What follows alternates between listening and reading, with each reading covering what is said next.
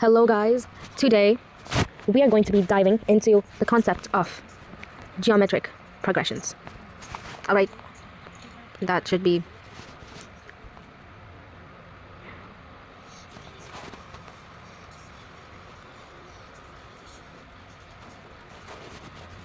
but today I'm going to be explaining one of the most basic, simple concepts in geometric progressions.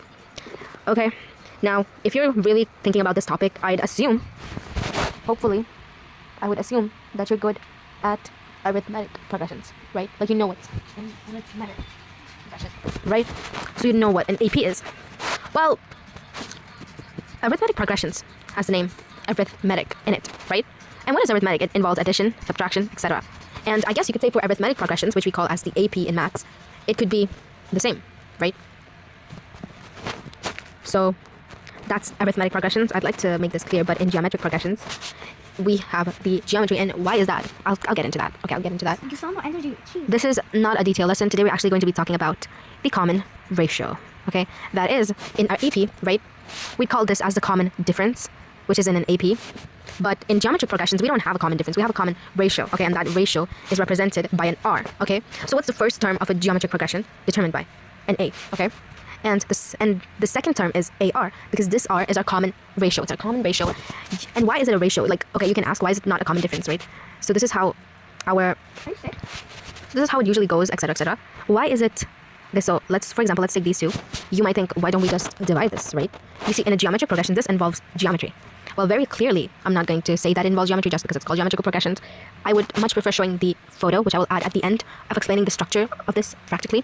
But right now, for example, if I want to find, there is no difference. That's what you guys need to understand. It's not a common difference in geometric progressions because there is no difference. There is no difference.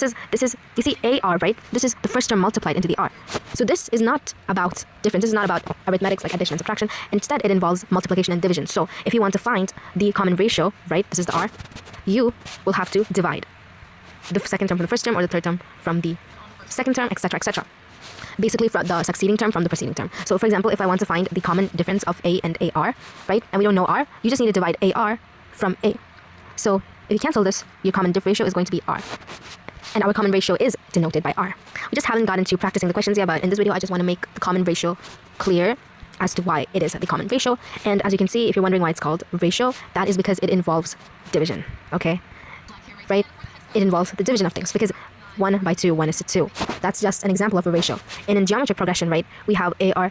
I'm going to take an example, okay? I'm going to take an example for you guys to explain this ratio concept. Not really, right? So for example, I'm so sorry for these markers. Let me try to find a better marker for you guys. Okay, for example, we got AR cube, okay? Which now AR cube is the fourth term in a geometric progression. This is, I'm just going to put it here. This is the fourth term by AR2, right? Now in a common ratio, right, if you want to find R, you have to divide it, the succeeding term from the preceding term. So the preceding term is the third term.